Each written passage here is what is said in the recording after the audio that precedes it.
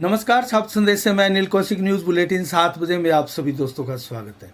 दोस्तों, कार्यक्रम की शुरुआत हमेशा की तरह मुख्य खबर से करते हैं और आज भी भादरा आसपास की तमाम खबरों के साथ हम आपको राजनीतिक घटनाक्रमों के बारे में भी सदैव की बातें ही बताएंगे और जनसंपर्क अभियान नेताओं का कहाँ किस प्रकार चल रहा है ये बताएंगे। और आज सबसे बड़ी समीक्षा हम एक ऐसे विषय पर करने जा रहे हैं जिसको लेकर 5-6 दिनों से भादरा कस्बे में बवाल मचा है। दोस्तों, आज भी धरना प्रदर्शन हुआ, मुख्यमंत्री तक के नाम ज्ञापन दिया गया। और दोस्तों, कौन भूख हड़ताल करके बैठा है और किसके जन्म दिवस पर अनेकों गौशालाओं में सोआमणी लगाई गई और किस जगह नरकंकाल मिला है और वहाँ अब किस प्रकार से घटनाक्रम चल रहे हैं। दोस्तों, सारी खबरें आपको बताएंगे। और कौन नेता है जो 14 अगस्त को भादरा में शक्ति प्रदर्शन करने की बात कह रहा है। दोस्तों, सारी खबरें आपको बताएंगे। शुरुआत करते हैं भादरा के आसपास की तमाम खबरें आपको जल्दी से मैं बता दूं, फिर हम दोस्तों समीक्षा पर भी आएंगे। रामलीला समिति की जो भादरा की सबसे बड़ी रामलीला है दोस्तों, प्राचीनतम रामलीला इसको हम कहते हैं, 1966 में प्रारंभ हुई थी और लगातार इसका मंचन जो है, कोरोना काल के 2 साल को छोड़ दिया जाए तो लगातार इसका मंचन भी हो रहा है और लगभग 57 मंचन इसके हो चुके हैं। तो कुल मिला के इसका रिहर्सल का कार्यक्रम प्रारंभ हुआ, विधि विधान के साथ, पूजा पाठ के साथ इसका कार्य प्रारंभ हुआ, बल्ली पूजन का कार्यक्रम प्रारंभ हुआ और दोस्तों संस्था अध्यक्ष मांगीलाल गोयल द्वारा पूजा अर्चना के साथ इसकी विधिवत शुरुआत की गई है। और दोस्तों, इसका एक वीडियोस भी है हमारे चैनल पर, आप देखिएगा। और उसमें जो दशहरा महोत्सव है आने वाला, इस बार क्या विशेष होने जा रहा है। और मांगीलाल गोयल ने कहा कि आज इस बार रामलीला में बहुत कुछ खास और विशेष होने वाला है। तो इसके अलावा दोस्तों, जो रासलाना गांव का एक आश्रम है, उसकी खुदाई के दौरान, उसमें दोस्तों कुंड की खुदाई के दौरान एक महिला का कंकाल मिला था। दोस्तों, उसके बाल भी मिले, चूड़ियाँ भी मिली और महिला का ही कंकाल वो बताया गया। उसके बाद में दोस्तों गांव में एक प्रकार से सनसनी सी फैल गई और प्रशासन को दोबारा उस कुंड की अब खुदाई करवानी पड़ रही है कि आखिर उसमें क्या है। एक बार पहले भी इस प्रकार की घटना दोस्तों रासलाना में हो चुकी है, प्रशासन द्वारा उस कुंड की खुदाई करवाई जा रही है। इसके अलावा दोस्तों, किशोरीलाल जास्ट जो कि लाखनवास के हैं, अपनी बेटी स्वाति के चौथे जन्म दिवस के ऊपर रक्तदान शिविर के साथ अपनी बेटी का दोस्तों जन्मदिन मनाया और लगभग 25 बार वो रक्तदान कर चुके हैं।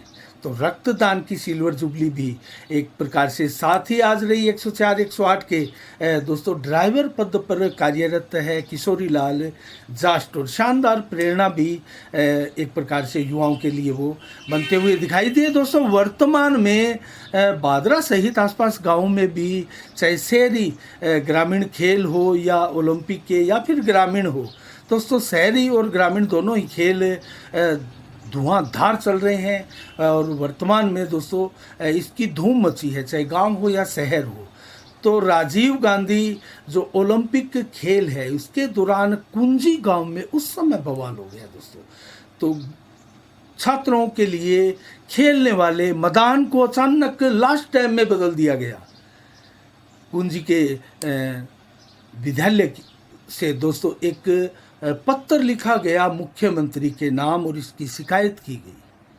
आखिर किन परिस्थितियों के चलते इस प्रकार की घटना की गई दोस्तों, इसको लेकर विरोध जताया जा रहा है। तो इसमें विवाद का नाम भी एक प्रकार से जुड़ गया है। अब मैं दोस्तों आपको एक ऐसे नेता, युवा नेता के बारे में बताऊंगा जिन्होंने आज अपने जन्म दिवस पर दर्जन भर गौशालाओं में सवामणी की और वहाँ पौधारोपण किया।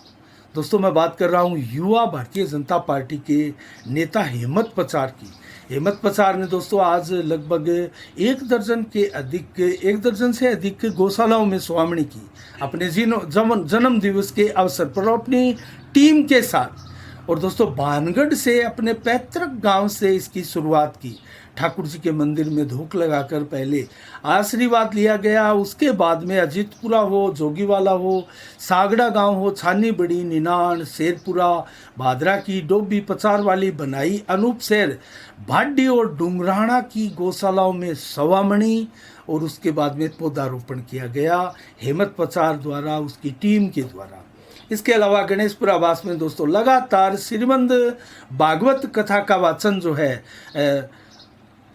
कथावाचक करुणानंद महाराज, जो कि दोस्तों रामतलाई आश्रम धाम श्री श्यामानंद जी महाराज के शिष्य हैं, वो यहाँ कथा वाचन कर रहे हैं और लगातार कथा चल रही है। और दोस्तों आज उपखंड कार्यालय के आगे कल धरने पर बैठे थे, भूख हड़ताल पर डोबी गांव के रविंदर बेनीवाल, और आज दूसरा दिन था। उनकी तबीयत हमें कुछ नासाज लगी दोस्तों, आज उनकी तबीयत कल जैसी नहीं थी। कल हम उनसे मिले थे, इसका एक वीडियोस भी दोस्तों आज हमने फेसबुक चैनल और यूट्यूब चैनल पर डाला है, देखिएगा आप क्या आरोप लगाए हैं भूमाफियाओं पर रविंदर बेनीवाल ने। कल वो अकेले आकर एक बोर्ड लगाकर, एक जो पोस्टर है वो लगाकर रात्रि को भी यहीं एसडीएम कोर्ट के आगे दोस्तों वो सोए और यहीं दिन भर धरने पर बैठे रहे, भूख हड़ताल कर रहे हैं वो। और उनका कहना है, स्पष्ट उन्होंने कहा है,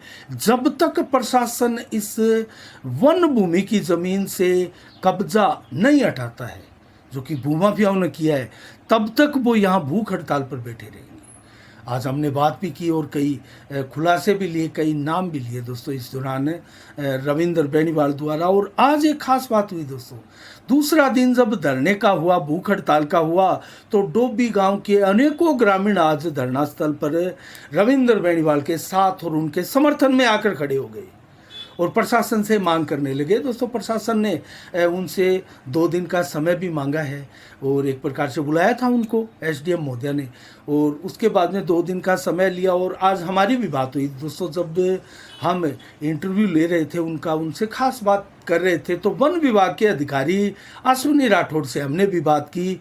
और जब उनसे जाना तो उन्होंने कहा कि कल की डेट में हम ये कब्ज़ा पुनः हटा देंगे, और पहले भी ये कब्जा एक बार हटाया गया था, लेकिन उसके बाद में फिर इसके ऊपर जो है कृषि कार्य किया गया है।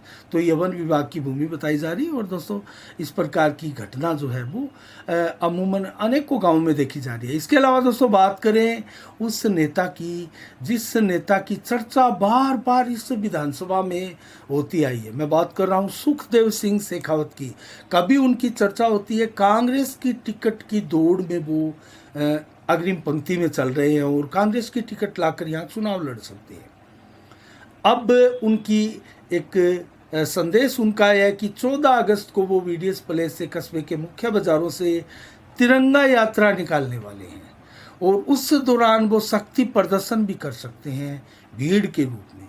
तो क्या वाकई सुखदेव सिंह शेखावत चुनाव लड़ने वाले हैं दोस्तों? जल्द ही उनका एक साक्षात्कार भी हम आपको दिखाएंगे और उनकी क्या इच्छा है, क्या उनकी मंशा है, उसके बारे में जानने का प्रयास करेंगे। इसके अलावा दोस्तों बात करें नेताओं के जनसंपर्क अभियान की, तो लगातार नेताओं के जनसंपर्क अभियान अपने अपने स्तर पर चले हुए हैं। और इसके अलावा बात करें दोस्तों आज उस मुख्य खबर की और उस समीक्षा की जिसको लेकर कस्बे में 5-6 दिनों से लगातार बवाल की स्थिति है और कहीं विरोध का स्वर, कहीं दोस्तों मिश्रित सी प्रतिक्रियाएं आ रही है दोस्तों सी अंडर ब्रिज को लेकर। जो C65 अंडर ब्रिज है जिसका 3-4 दिन पहले निर्माण प्रारंभ हुआ था, उसको लेकर आखिर क्या है वो टेक्निकल पॉइंट जिसको लेकर आज संजीव बेनीवाल के नेतृत्व में बड़ी संख्या में ग्रामीणों ने धरना प्रदर्शन भी किया और मुख्यमंत्री के नाम, सीएम के नाम एसडीएम महोदय को ज्ञापन दिया। और उस ज्ञापन में क्या लिखा गया, क्या कहा गया, आखिर संजीव बेनीवाल की टीम की और आसपास जो दोस्तों मुस्लिम मोहल्ले से भी बड़ी संख्या में लोग उनके साथ आए, आखिर क्या रीज़न है कि आसपास के दुकानदार, घरों के लोग और क्यामखा निवास के लोग बड़ी संख्या में ये नहीं चाह रहे हैं कि ये अंडर ब्रिज बने। दोस्तों बात दरअसल ये नहीं है कि लोग ये चाह रहे हैं कि ये अंडर ब्रिज ना बने, अंडर ब्रिज का कतई विरोध नहीं है, सी अंडरपास का कतई विरोध नहीं है, मैं आपको ये बताता हूं। और दोस्तों एक वीडियो भी आप देखिएगा जो आज धरना प्रदर्शन हुआ, ज्ञापन दिया गया, मौखिक बात क्या की गई एसडीएम महोदय के साथ संजीव बेनीवाल की टीम द्वारा और संजीव बेनीवाल द्वारा क्या क्या पॉइंट है उनके मांग पत्र में, उनका जो ज्ञापन था वो भी हम आपको बताएंगे। तो खास हम उसी पॉइंट पर आज चर्चा करने वाले हैं, समीक्षा करने वाले हैं। सी अंडर ब्रिज, लंबा संघर्ष यहाँ चल रहा है, लेकिन वो संघर्ष ओवर ब्रिज के लिए था। एक एक साल तक इसका यहाँ धरना भी हुआ है, और वो धरना जो पहले कभी हुआ था 2013-14 में दोस्तों, वो C64 के लिए था, C65 के लिए नहीं था। C65 पर ओवर ब्रिज की मांग लगातार क्षेत्रवासियों की जरूर आ रही है। इसके ऊपर अंडरपास दरअसल 4 पर इसकी फिजिबिलिटी चेक हुई है और इसको फिजिबल नहीं माना गया है। इसका रीज़न ये है कि घनी आबादी है, आसपास लोगों की दुकानें हैं, और यहाँ डबल पासिंग, डबल ब्लॉक वाला अंडर ब्रिज बनने की स्थिति नहीं है। लेकिन आज लोगों ने मांग की कि यहाँ डबल वाला बने, क्योंकि यहाँ सिंगल वाला पासिंग बनाया जा रहा है, और सिंगल वाले में अनेक तरह की परेशानी आएगी दोस्तों। और संभवतः इसीलिए इसको फिजिबल नहीं माना होगा कि यहाँ अंडर ब्रिज बन ही नहीं सकता, और ओवर ब्रिज के लिए भी हो सकता है फिजिबल ना माना हो। तो क्या ओवर ब्रिज यहाँ बन सकता है, और क्यों इसकी जल्दबाजी की जा रही है दोस्तों? हमने एक बार आपको बताया था, ये दयानंद खोखेवाला बनाम विधायक बलवान पूनिया मैटर चैप्टर चल रहा है। आखिर क्यों चल रहा है दोस्तों?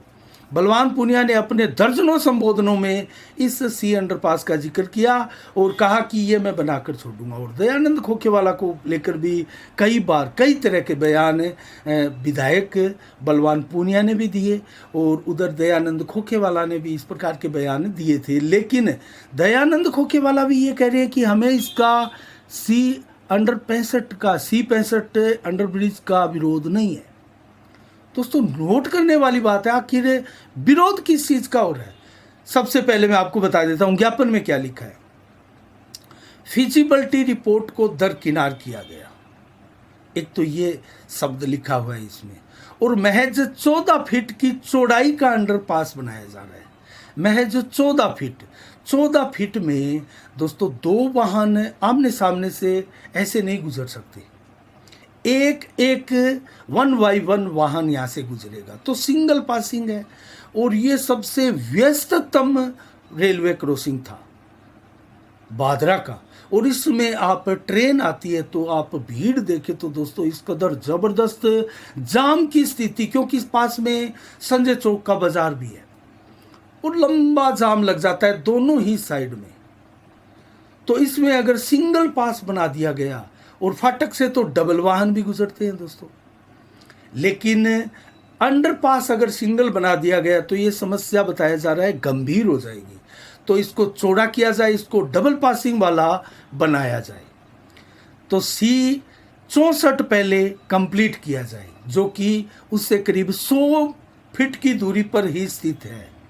मात्र इस C65 से 100 फीट की दूरी पर ही एक अंडरपास बना है जिसका नाम है C64, लेकिन वो कंप्लीट नहीं किया गया, अधूरा ही छोड़ दिया गया। उसके अंदर से वाहनों का आवागमन दोस्तों संभव नहीं है। तो ये मांग है कि पहले C64 कंप्लीट किया जाए, और वो ये मांगे क्यों रखी गई है इसका रीज़न भी हम आपको बताएंगे। इसके अलावा तूड़ी के बिड जो है या ट्रैक्टर है आदि के लिए रास्ता नहीं है, इसका विकल्प बादरा में तैयार किया जाए। C64 निर्माण पूरा होने तक C65 पर आवागमन चालू रखा जाए, ये मांग है लगभग।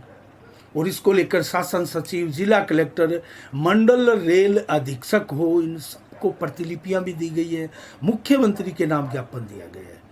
तो ये मांगे आज संजीव बेनीवाल के नेतृत्व में जो ज्ञापन दिया गया लोगों द्वारा, जिसमें मुस्लिम समाज के भी अनेकों लोग थे दोस्तों, उनके द्वारा कहा गया, और हमने भी एक कवरेज की थी तो लोगों से जाना था, लोगों का विरोध यहाँ ज़्यादा था। तो जो C65 है ये अंडरपास तो बनना चाहिए, लेकिन लोगों की मांग है कि डबल बने, और साथ में C64 पहले कंप्लीट हो, क्योंकि ये विकास कार्यों की बात है तो ये बने। लेकिन सबसे जो मुख्य समस्या आ रही है वो क्या है मैं आपको बताऊं। हरियाणा से आने वाले, चाहे वो सरसा मार्ग से आए या फिर वो चाहे हिसार मार्ग से आए या फिर आदमपुर मार्ग से आए दोस्तों, जो तूड़ी के बिड, तूड़ी के ट्रैक्टर या बहुत बड़े हैवी ट्रक वाहन जो अंडरपास से नहीं गुजर सकते, और बहुत से मिलिट्री के भी ऐसे ट्रक और वाहन हैं जो अंडरपास से नहीं गुजर सकते। तो बादरा में अब स्थिति ये हो गई है कि C61 पर अंडरपास है, C62 पर अंडरपास है, माफ कीजिएगा, C62 पर अंडरपास है, C63 पर अंडरपास है, और C64 पर भी अंडरपास बना दिया गया है जो कि अधूरा है, और C65 पर बनाने की कवायद चालू है, जो निर्माण कार्य है वो प्रारंभ कर दिया गया है। तो ये 4 प्रमुख अंडरपास भादरा में चौथा बन रहा है, तीसरा निर्माणाधीन है या बीच में अधूरा पड़ा हुआ है, काम रुका हुआ है 1 साल से, और नंबर 1, 2 ये बने हुए हैं, 2 अंडरपास बने हुए हैं।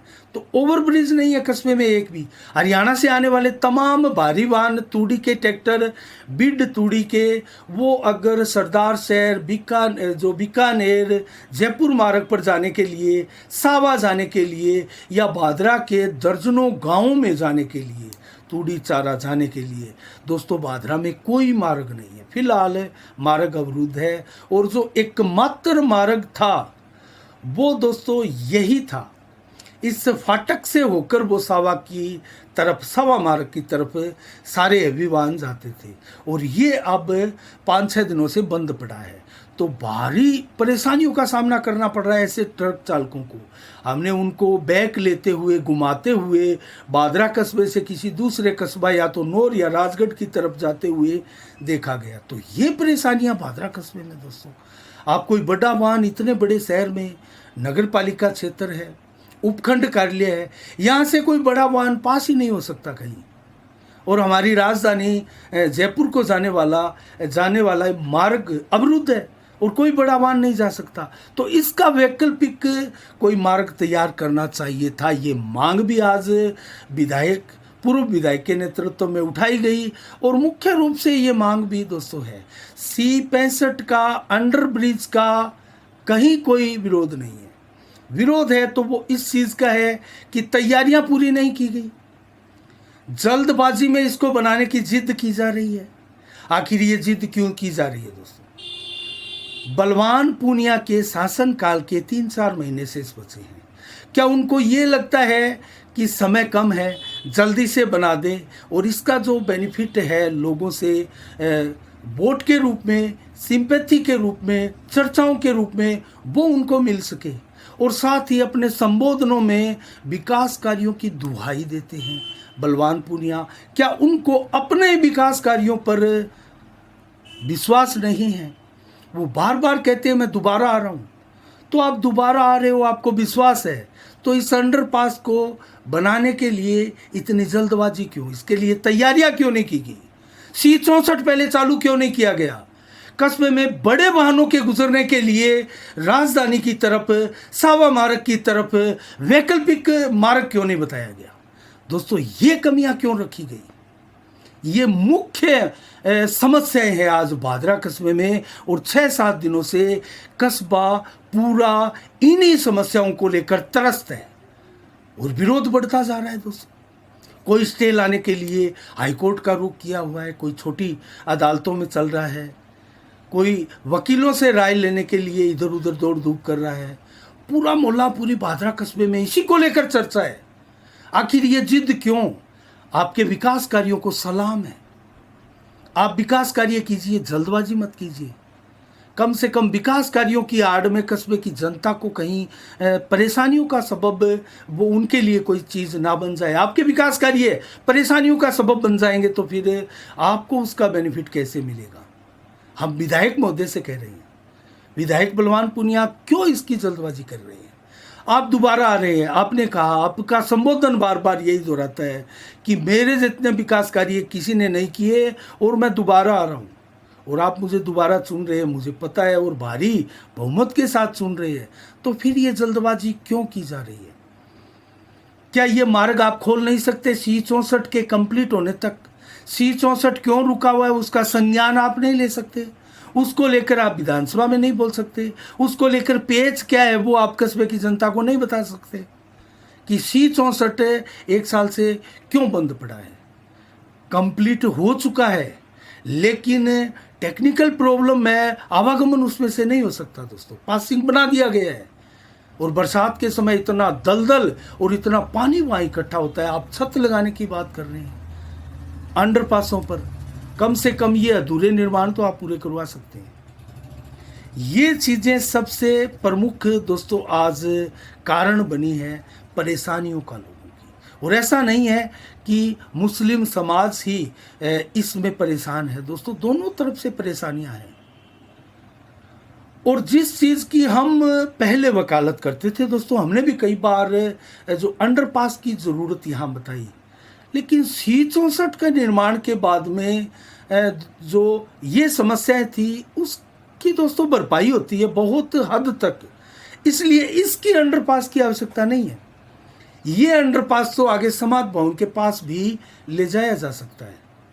ये अलग बात है कि सरकार भारत से तमाम जो इस प्रकार के रेलवे क्रॉसिंग है वो बंद करना चाहती है, उनकी पॉलिसी है, ये एक अलग बात है।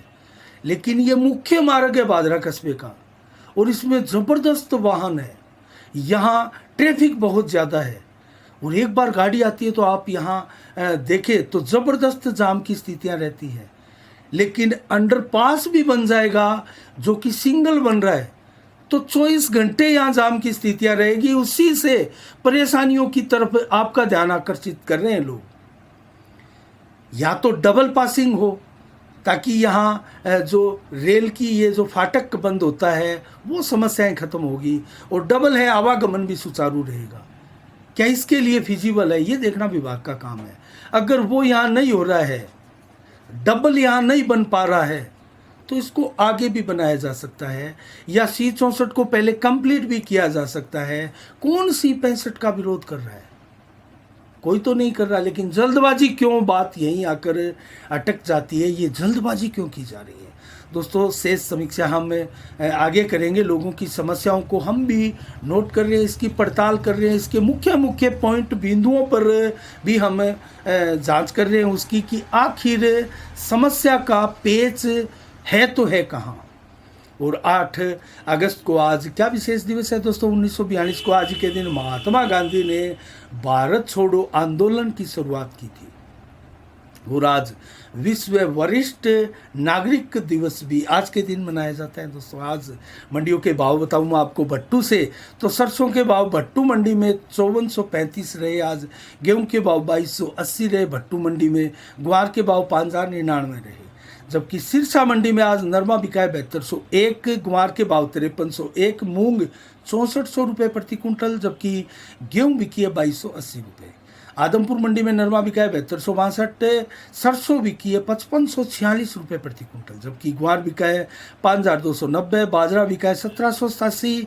और इसके अलावा दोस्तों नौर मंडी में आज जो भाव रहे, चना के भाव 5300 रुपये, ग्वार के भाव 5500 रुपये, सरसों के भाव भी 5500 रुपये, अरंडी के भाव 6500 रुपये, गेहूँ 2360, जौ बिका है 1625 रुपये। और मौसम का मिजाज आज 35 से 38 डिग्री, टेम्परेचर दिन भर रहा 18 से 25 किलोमीटर की रफ्तार से हवाएं चली। लगभग दिन में 100% बादल छाए रहे, रात्रि को भी बादल छाए रहेंगे, लेकिन बरसात आज दिन भर भी नहीं हुई, रात्रि को भी कोई संभावनाएं नहीं है। कल 9 अगस्त को कैसा रहेगा मौसम का मिजाज, 31 से 35 डिग्री, टेम्परेचर दिन में 36 से 39, दोपहर को मैक्सिमम 36 से 38 देर शाम तक, जबकि 18 से 32 किलोमीटर की रफ्तार से ही हवा चलेगी। 100% करीब बादल दिन में छाए रहेंगे, उसके बाद में 50% देर शाम को फिर 80-90%, और रात्रि को कल 100% बादल छाए रहेंगे, लेकिन बरसात की संभावना कल भी नहीं है। आज के लिए इतना ही। कल ठीक शाम 7 बजे फिर आपसे रूबरू होंगे नई खबरों के साथ, नई समीक्षा के साथ। तब तक के लिए आप अपना बहुत बहुत ख्याल रखिएगा। मुझे दीजिएगा इजाज़त साफ संदेश से। मैं अनिल कौशिक, नमस्कार। जय भारत, जय जय राजस्थान।